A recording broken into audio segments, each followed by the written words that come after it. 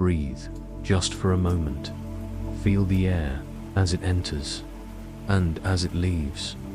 There is a noise in your mind, a constant hum, a static, the voice that analyzes, worries, doubts, and rewinds over and over. We call it anxiety. We call it overthinking. It is the mind turned against itself.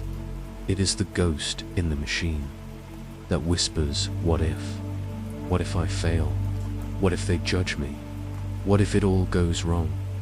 It is the heavy weight of yesterday, the crushing pressure of tomorrow. And in this noise, we lose today. The Stoics, the ancient philosophers of Rome and Greece, they knew this feeling well. They lived in times of war, plague, and political chaos. Their world was just as loud as ours, perhaps louder, and yet they found a path, a method, a system to cultivate an unshakable inner peace, a fortress inside the mind that the chaos could not touch. They called it the inner citadel for this next journey, this next hour and 45 minutes. We will not just talk about this peace, we will build it brick by brick. We will take the tools of Marcus Aurelius, of Epictetus, of Seneca, and we will apply them to the modern noise. This is not a lecture, it is an audio experience, a training ground, a sanctuary. You do not need to do anything. You do not need to watch. Just listen. Let your mind rest, or work, or study, and let these words be the chisel that chips away the stone of anxiety to reveal the calm that lies beneath. It was always there, waiting for you. Welcome to the Stoic Guide to Overcoming Anxiety and Overthinking. We begin with the root. Where does this noise come from? Why is the mind so busy, so worried? The Stoics taught that anxiety is not caused by events. It is not the upcoming meeting. It is not the difficult conversation. It is not the state of the world that causes you to suffer. It is your judgment about those events. Epictetus, a slave who became one of the greatest Stoic teachers, said it most clearly. Men are disturbed not by things, but by the views which they take of them. Read that again, let it sink in. It is not things, it is your view of them, your opinion, your judgment. The meeting is just a meeting, a set of facts, a time, a place, people, your judgment. I must perform perfectly. If I make a mistake, it is a disaster. They will think I am a fool. That is the anxiety. That is the source of the suffering. It is the story you are telling yourself about the facts, not the facts themselves.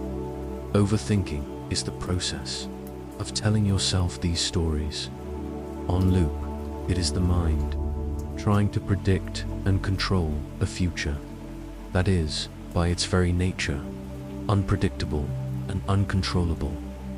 So the first step, the foundational brick of your inner citadel, is the most famous and most powerful tool in all of Stoicism, the Dichotomy of Control.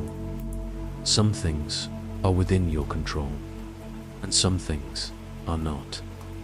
That is it, the entire philosophy. In one sentence, it sounds so simple, but it is a lifetime of practice.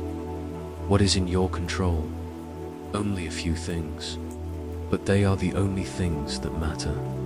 Your judgments, your opinions, your choices, your actions, your response, your character. What is not in your control? Everything else, literally everything else. The weather, the economy, the traffic, the past, the future. And this is the hardest one. What other people think of you. what other people say, what other people do. All anxiety, all of it, comes from one simple error: trying to control what you cannot, or failing to take control of what you can. Overthinking is the engine of a mind, trying to solve a problem in the wrong category, trying to control the uncontrollable. How can I make them like me? You cannot. How can I guarantee this project succeeds? You cannot. How can I ensure I never feel pain? You cannot. The Stoic, the person on the path to inner peace, practices this separation. Every day, every hour, every moment. When the feeling of anxiety rises, that knot in your stomach, that tightness in your chest, do not fight it, do not run from it. Observe it and ask the question, the great question: what is causing this feeling? Is it based on something I can control, or something I cannot? If it is based on something you cannot control, the words of another, a future event, a past mistake, then the only logical, the only rational, the only sane response is acceptance. You must let it go, as you would let go of a hot coal that is burning your hand. Holding on is what causes the pain, not the coal itself. But if the anxiety is based on something you can control, a preparation you have not made, an action you have not taken, a hard truth you have not faced, then the anxiety is a signal. It is a call to action. And your response is not worry. Your response is action, directed, focused, virtuous action, here and now. This is the forge. This is the work. This is the first great filter for all your thoughts. Is this mine, or is it not mine? Is this in my power, or is it not? Most of what you worry about will simply dissolve when you hold it to this light. You are worried about the rain on the day of your event. Is that in your control? No. So, what is in your control? To bring an umbrella, to have a backup plan, to choose your attitude about the rain. Focus on that and let the rest go. This is the beginning of peace. Now we must go deeper into the shadow, the home of anxiety, the place where overthinking is born, and that place is time, the past and the future. Your mind, this incredible tool, has one tragic flaw. It rarely wants to be here, where your body is, in the present moment. It is a time traveler. It loves to journey into the past, to the land of regret. If only I should have. Why did I do that? It picks at old wounds. It replays old conversations. It holds trials for crimes that have long since been committed. And you are the judge, jury, and defendant.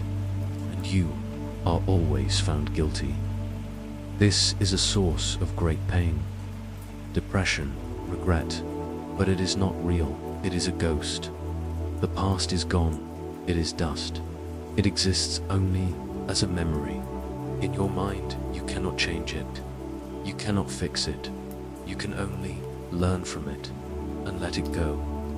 To live in the past is to be haunted willingly, or the mind travels to the other land, the future, the land of what if. This is the homeland of anxiety. This is the kingdom of overthinking. What if I lose my job? What if I get sick? What if the conversation goes badly? What if? The mind, in an attempt to protect you, runs simulations, endless simulations, of all the things that could possibly go wrong. The problem is, your body does not know the difference between a real threat and an imagined one.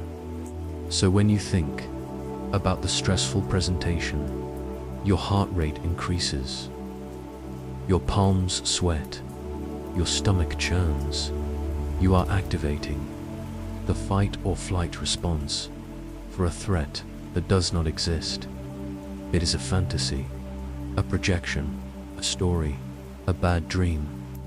Seneca, one of the wisest Stoics, a man who faced constant chaos, said this: "He who suffers before it is necessary suffers more than is necessary, and this we suffer more often in imagination than in reality."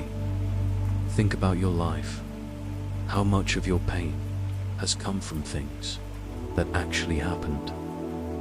And how much of your pain has come from worrying about things that never happened at all? The mind is a magnificent storyteller, and it loves to write horror stories. The Stoic understands this trap, the trap of past and future, and they train, they practice the art of returning to the only time that is real, the only time you actually possess this moment.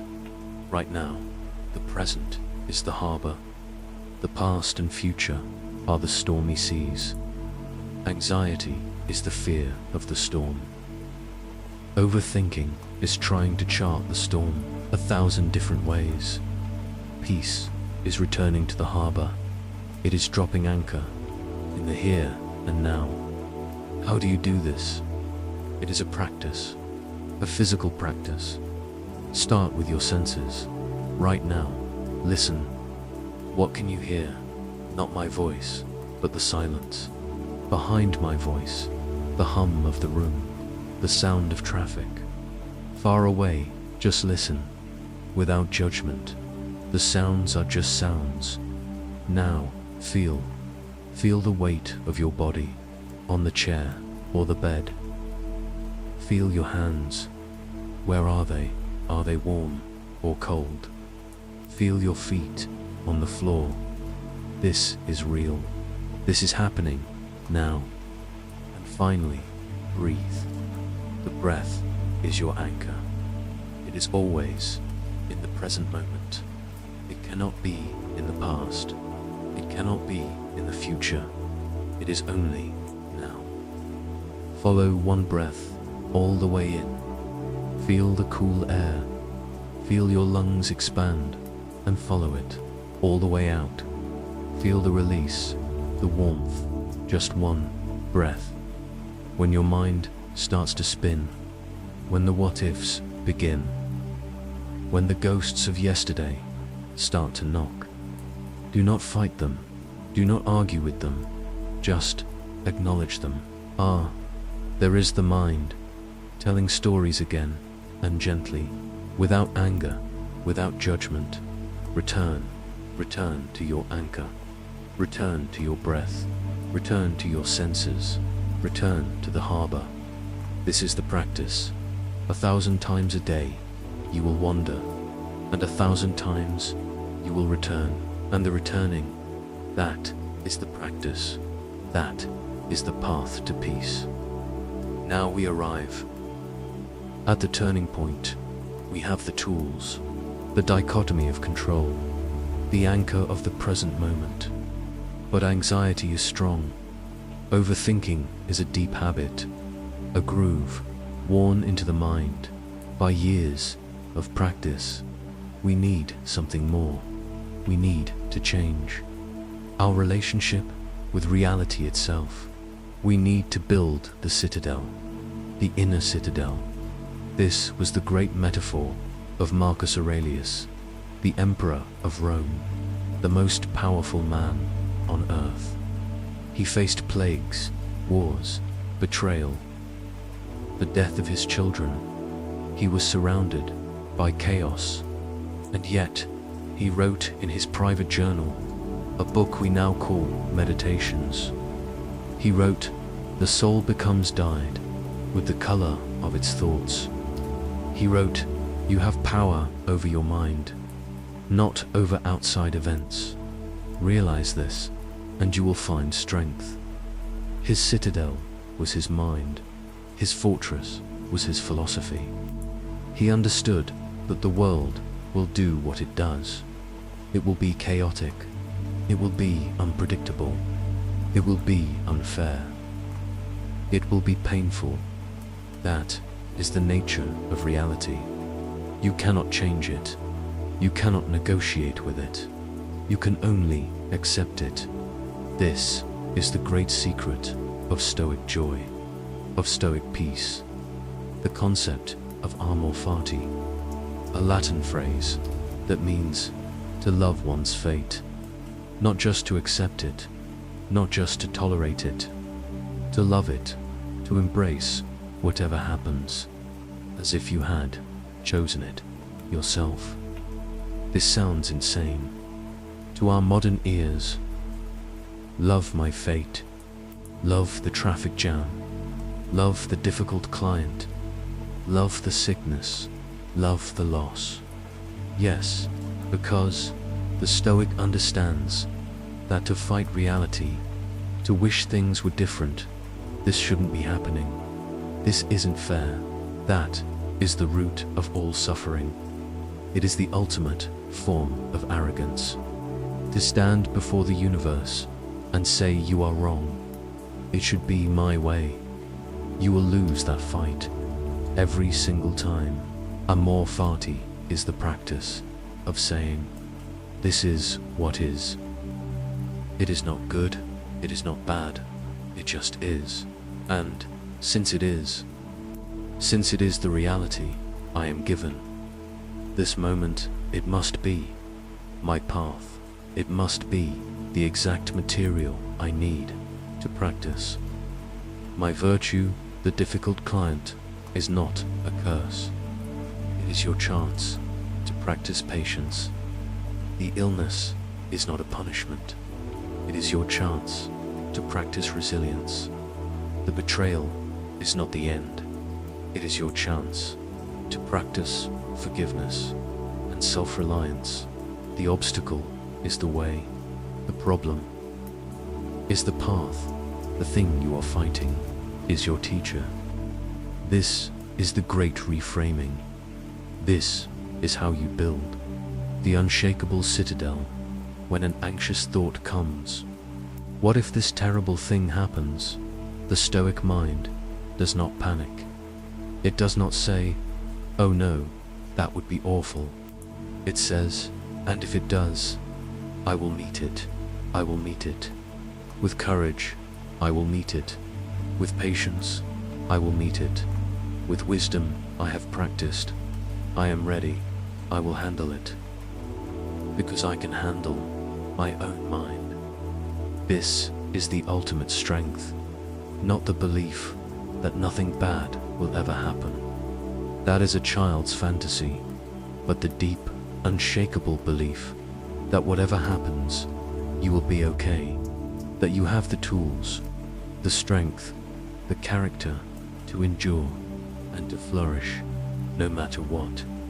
This is the end of anxiety. Anxiety is the gap between what is and what you want to be, or what you fear will be. When you close that gap, when you say, I accept what is, and I trust myself to handle what comes, the gap closes. The anxiety has no oxygen. It cannot breathe. It dissolves. And what is left is peace. A hard one, forged in fire. Resilient peace. This is the citadel. So we have the philosophy.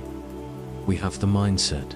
Now we need the actions, the daily practice, the rituals that turn this theory into a lived reality. Philosophy is not just for reading, it is for doing. Your life must be your practice. The Perennial Mind Forge is a place of work. So here are the practical tools, the rituals of the Stoic to combat anxiety and overthinking every single day. First, the morning. How you start your day is how you live your day. We spoke of this. If you wake up and the first thing you do is flood your mind with the noise of the world, the news, social media, the emails, the opinions of others, you have already lost. You have started the day in a state of reaction. Anxiety is guaranteed. The Stoic morning is a fortress. It is sacred time. Before you consume, you must create. You must reflect. Before you let the world in, you must ground yourself in your own mind. Wake up. And for the first 10 minutes, do not touch the phone. This is an act of defiant discipline. Instead, breathe, hydrate, sit in silence, just for a moment, and set your intention. Review your philosophy. Remind yourself of the dichotomy of control. Today, I will focus on what I can control: my actions, my thoughts, my character, and I will accept what I cannot. Marcus Aurelius did this every single morning. He wrote, "Today I will meet with interfering, ungrateful, arrogant, deceitful, envious, and unsocial people." He was not being negative. He was preparing. He was reminding himself that the world will be the world, but that they cannot harm him, cannot harm his inner self, unless he allows them to, unless he judges their actions as harmful. This is his armor. Put on your armor every morning. Second, the journal. If your mind is full of noise, you must give it a place to speak, but not to your friends, not to your family, not to the internet. First, to yourself. The Stoic journal is not a diary of what I did today. It is a laboratory. It is a training ground. It is where you do the philosophy. In the morning, you prepare. At night, you review. In the evening, before you sleep, take 5 minutes and ask yourself the questions that Seneca asked himself every single night. What bad habit did I resist today? What good virtue did I practice? Where did I fall short? Where did I act with wisdom, with courage, with justice, with moderation? Be an honest accountant of your own soul, not with judgment, not with self-hatred, but with the calm, detached curiosity of a scientist. Ah, I lost my temper there. Why?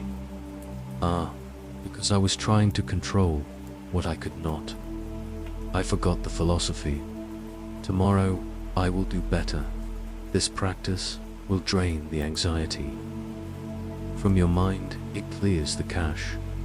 It turns vague worries into clear data, and it proves to yourself that you are a work in progress, that you are growing every day. Third, the practice of premeditatio malorum, the premeditation of bad things. This sounds counterintuitive. Wait, you want me to think about bad things happening? Isn't that what causes anxiety? No, remember, anxiety is the fear of the bad thing, the vague, shadowy, terrifying story of the bad thing. This practice is different. It is not worrying, it is planning. It is not fear, it is logic. You sit calmly and you look directly at your fear. I am afraid of losing my job. Okay, let's look at it. Don't run, look. What would actually happen if I lost my job? Okay, my income would stop. That is a fact. I would feel fear and shame. Okay, those are feelings. I can handle feelings. What would I do? I would update my resume. I would call my contacts. I would reduce my spending. I would have to sell my car. Maybe I would have to move. Maybe it would be hard. It would be painful. But would it kill me? No. Would I survive? Yes. Have other people survived this? Yes. Millions. Could I handle it? Yes. Suddenly, the fear that was a 10, a giant, dark monster, is a 3. It is a problem, a practical problem, with practical solutions. You have taken the sting out of the fear. You have seen the worst, and you have realized that you are stronger than the worst. This is not pessimism. This is the ultimate optimism. The optimism of your own resilience. Practice this with your fears. Drag them into the light and watch them shrink. These are the tools: the morning ritual to build your armor, the evening journal to review the battle, and the premeditation to disarm your fears. This is the work. This is the path to forge your perennial mind. We are coming to the close of our journey. 2 hours of quiet, of reflection, of work. Your mind may be calmer, the noise may be quieter for now, but the world will return. The noise will come back. The practice is not. To build a world without noise, that is impossible.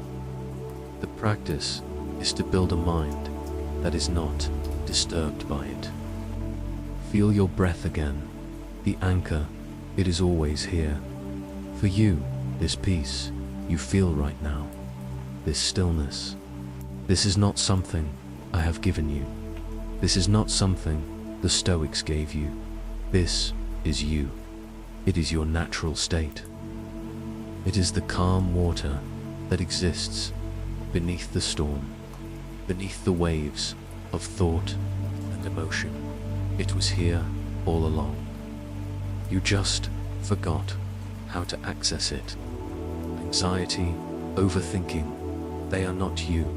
They are habits. They are patterns. They are clouds passing in the vast, clear sky of your consciousness. You are the sky. You are the stillness, the observer, the witness, the citadel. If you are listening to this, as you prepare for sleep, let this be your final lesson. Let go. Let go of today.